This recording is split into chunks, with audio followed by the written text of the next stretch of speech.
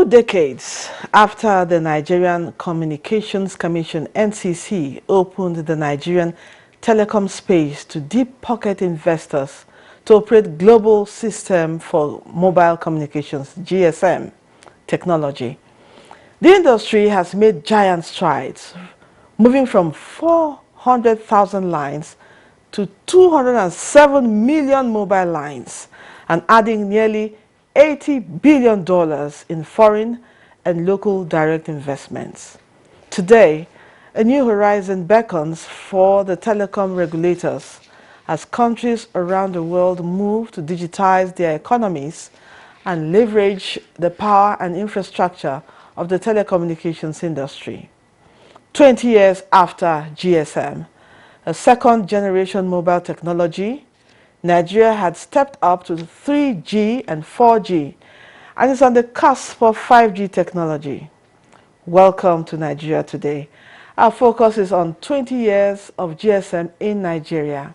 What are the challenges and opportunities of the GSM going forward, especially as the narration progressed to the 5G technology? Welcome to the program. I'm Lydia Ojijochi. Thanks for joining us.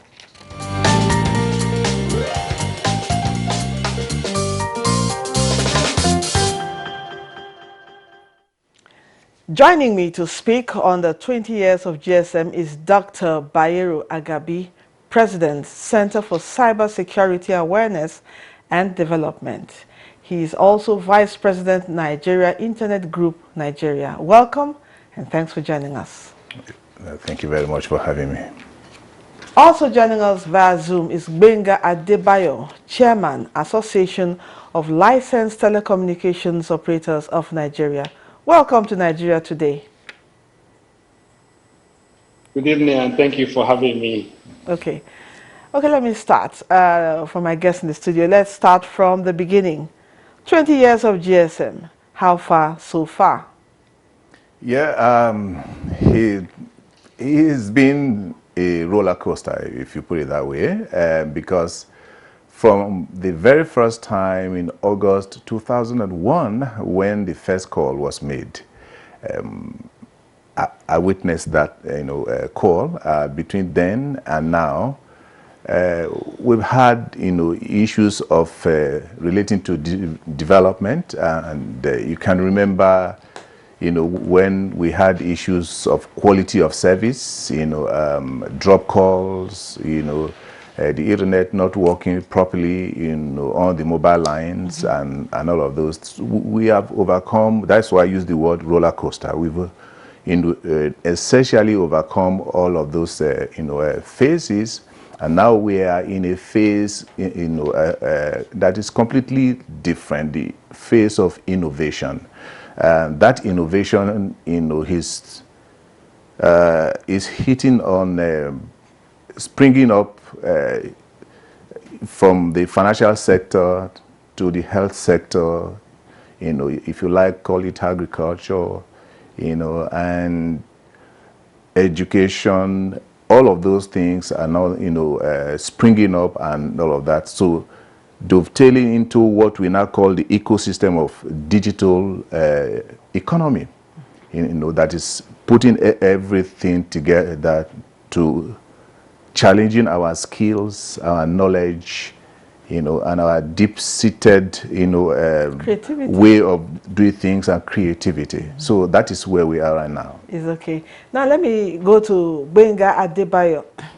By the way, the Zoom connection is so clear and crisp. Always, all the time we join you. We need to know the secret behind that. Now, what is the problem or challenges of GSM operations in Nigeria? Maybe we can call them challenges. Well, I think I'd like to start by talking about a good story. And I'm glad that my brother and colleague at the other end has really alluded to the progress we have made in 20 years. We must recall that in 2001, the Incubet Nitel at the time had less than 500,000 subscriber lines. Today, we are talking about over 200 million lines. And as a country, we are what I would call late starters. We started quite late. We did play catch up.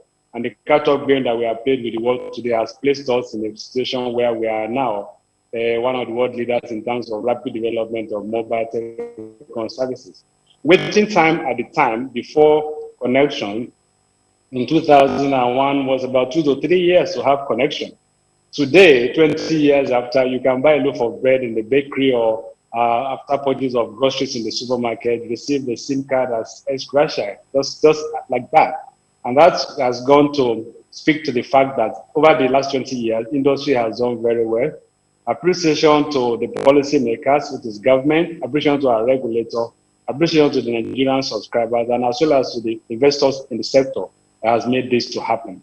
In terms of challenges, I wouldn't say that we are facing less or more than other sectors of the economy. Ours has been the same from the first day till now. Issues of power, issues of security, issues of access, issues of interconnectivity, sometimes.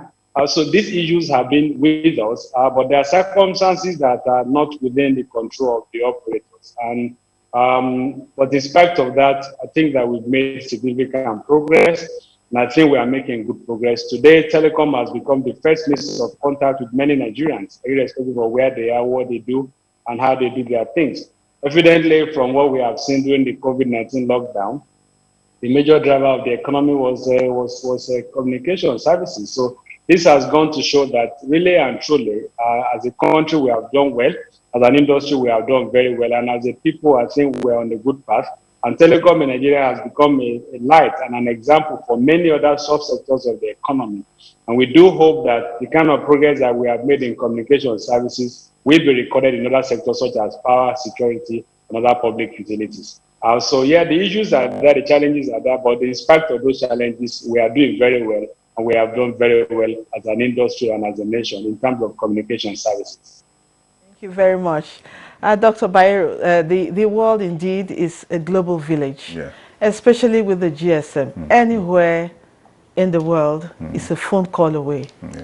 What are the implications, especially with the COVID-19 pandemic, like he earlier mentioned? Yeah, two ways to it, the implications, you can put it plus or minus. The implications, you can talk about cybersecurity because everything is now going digital. Everything we do now, whether government activities, government to people, people to government, government to businesses, and businesses to government, everything is going digital. So issue of cybersecurity is becoming a very serious issue. That is one of the implications. And then the other one is a challenge to our governance and policy making process. And that is to say that our policy making process must be in a way that it has to be in tandem with the growth of innovation. Because what we have had, before now is that,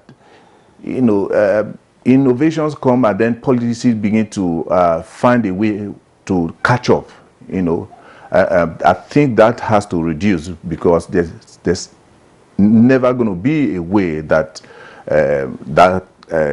has to be, all together or on the same plate. And then the other one is our creativity will have to be up to date. Our knowledge must be up to date. Our know-how must be up to date. Our educational system must be up to date in such a way in that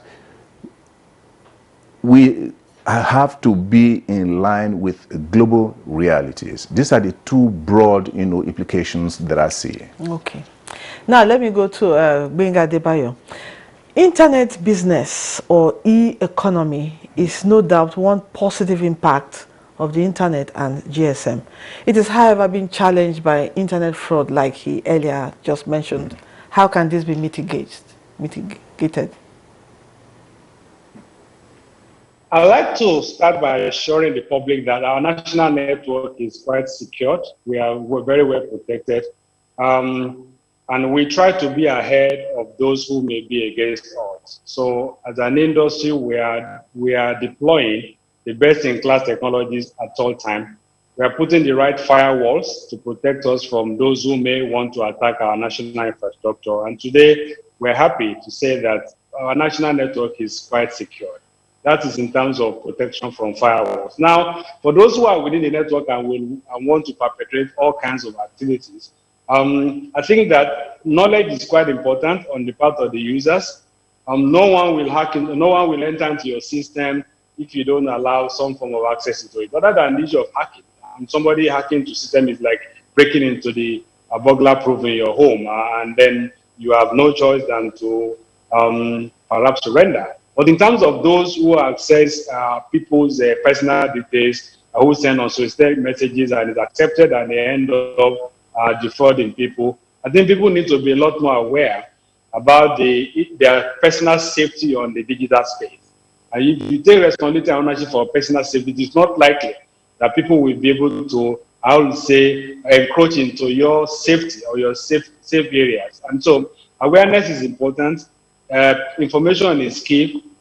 Personal protection is very important. And so also when we find them or when they are caught, the law must be seen to have taken its course and to be able to serve as deterrent to others who may wish to perpetrate such crimes. So I think the first instance is that the first assurance that our national network is very secure. That's guaranteed. Number two is that individuals must take ownership and responsibility for their personal safety in the digital space. Number three, we must also do public enlightenment in terms of allowing people to know the implications of the thing they do on the digital space. If you go to post prosperity on the digital space, you are inviting people to yourself that not necessarily have to be there. You expose your personal life on the digital space. You expose yourself to risks that you may not necessarily, really do not need. So people need to take ownership. People need to be aware about the consequences of their behavior on the digital space, because everything is available and everything is seen. And the more we know, the better. The less we are exposed, the better. Because really and truly, the digital space is quite interesting. It's very exposing. It's very informative. But we must use this to the best advantage. And so we must protect ourselves while there. We must abide by the culture of discipline and personal safety while there. And when people are caught doing the wrong things in those spaces, the law must be seen to take its course to serve as deterrent to others. Dr. Bayero, how has the internet impacted youth's self-employment drive? I think I would like to take it off from where, my boss had just left it, Adebayo, I think I'd like to state here clearly that there's no system that is foolproof anywhere in the world. Though he has said that, our national infrastructure, our national ship is completely secured. But there's no system in the world that is completely foolproof. And that is why we should take it pretty much more serious in what I would refer to as cyber hygiene, cyber responsibilities. And he also alluded to that, that we have to take responsibility of the things that we do on the internet. So let me now come to your question. One of the great things that the internet has given to us is innovation. The internet is there for you to innovate, to make your life better, make your society better, create solutions that can grow your environment, that can create your economy, and make your life better, make your society better, rather than using it, to antagonize people, pulling other people down and all of those things. Exactly, fake news and all of those things. So really, the internet is a potent tool for economic development, wealth creation. Okay, thank you for that contribution. Let's take a break now and we'll listen to what Nigerians have to say about 20 years of GSM in Nigeria. Take a look.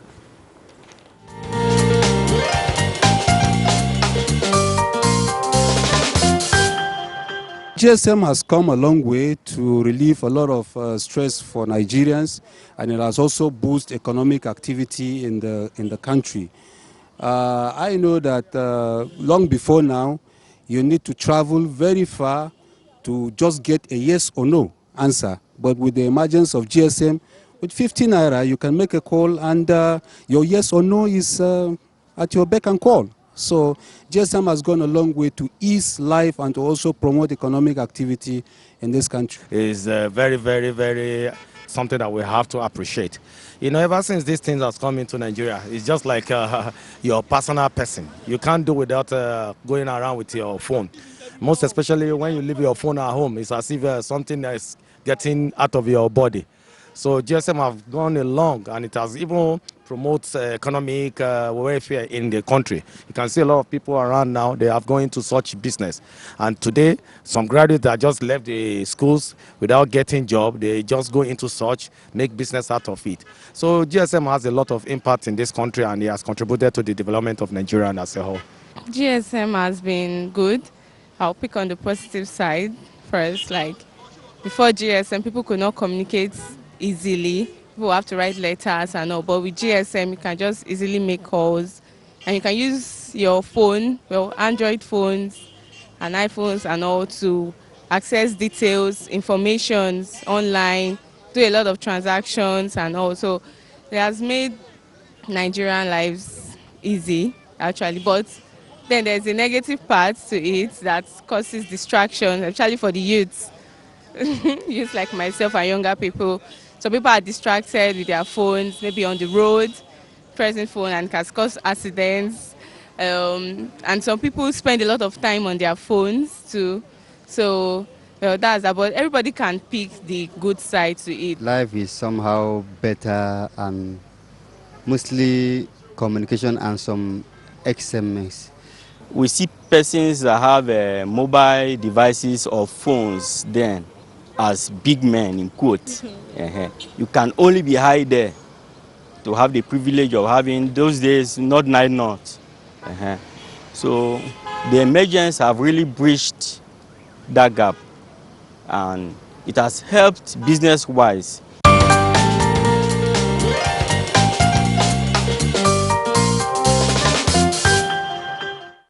Welcome back. It's still Nigeria Today, and experts are still talking about GSM, 20 years of GSM in Nigeria. Yes, the respondents out there say that somebody actually said he cannot imagine life without his phone. You forget your phone at home and it's like you've left a part of you back. So let me throw this question to Gbenga Adebayo. Let's talk about the addictive nature now of that all-important tool. What can you say about that? I think the word addictive may not be the appropriate word. The reason being that the mobile phone has become a tool, has become a work tool. A tool not just for communication, but for a tool for life. Everything you want to do today is available via the mobile phone, whether for personal safety, for family welfare, for support to community, for learning and development, for e-commerce, for e-learning, for all kinds of things that you need to do today. So it has become a tool for modern development. And so naturally, people will be very well connected to this device. And that's why if there is a slight impact in network quality, everybody feels it because we are all very dependent on these tools today. And the good thing is also that we are 20 years into this. We are lucky, and we must commend all the stakeholders. That we have not had one day of national telecom blackout. It has not happened in 20 years. You could have service disruption in certain areas, but we haven't had a day where our national telephone service is completely out of service. And so for this is commendation to all stakeholders. And by this, we have developed some confidence in the reliance on communication services. And that leaves a lot more work for us as providers to do.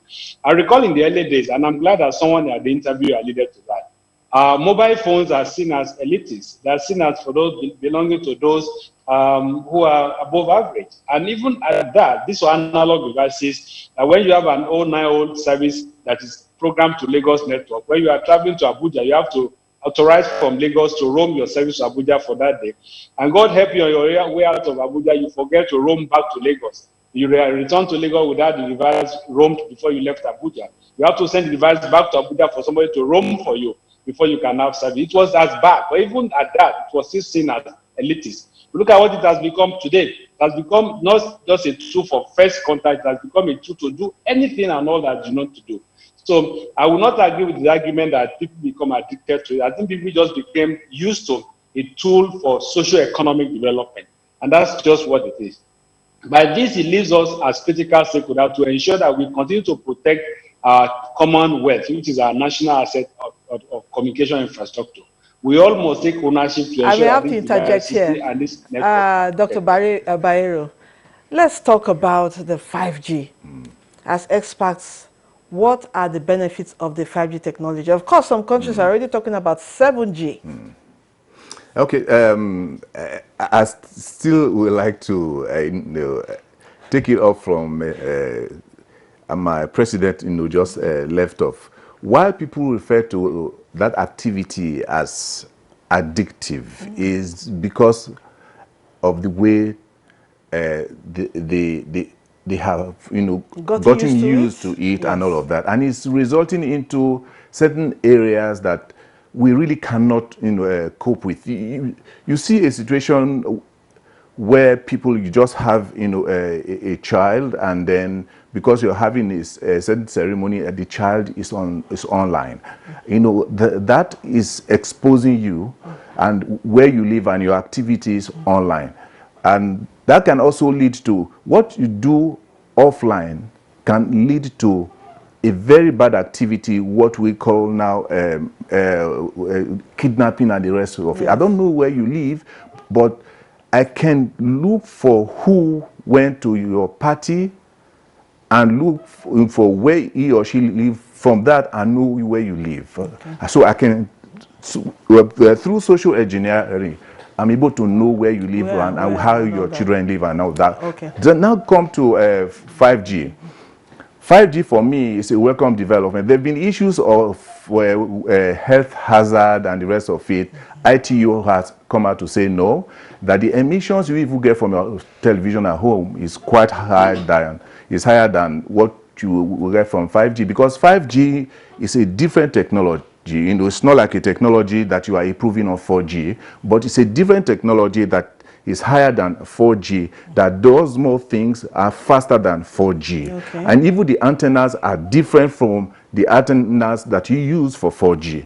So for me, it's a welcome development, and it's going to fast track, our social life. It's going to fast track, our economic development. But though, for me, I always advocate that what we do offline, we should ensure that it does not affect what we do online. That is cyber security. It's okay. Let me quickly go over to Gbenga Adebayo. In a few minutes, what can you say about the 5G technology? How can you tell us more? I didn't get that. I assume that was talking about 5G. Yes. Okay. Now, it's important for me to add that 5G is the 5th generation. It's the successor technology for the 4th generation, 4G, which we currently have on our national network. This will do a lot more in terms of data speed, in terms of latency, what we call speed of air to ground, ground to air, in terms of quality of connection, in terms of applications, man to machine, machine to machine, autonomous vehicle, modern agriculture, and all of those kind of services that today we are struggling to do on the lower technologies will be available and easily done on the 5th generation. So it's a successor technology for the 4th generation, which offers higher speed, better connection, better availability, and we do expect that when it is fully deployed, it will also lead to better user experience and better prices as well. So much. That's it on the program. We must thank our guests, Dr. Bayero Agabi, President, Center for Cybersecurity Awareness and Development. He's also Vice President, Nigeria Internet Group, Nigeria. Thank you so much. Thank you for having me. And Gbenga Adebayo, Chairman, Association of Licensed Telecommunications Operators of Nigeria. We thank you for your insights. We're grateful. Thank you for having me. Thank you. Don't forget, you can watch this and other editions on www.youtube.com/NTA News 24 Hub. See you tomorrow. I'm Lydia Odidiochi. Good evening. Bye.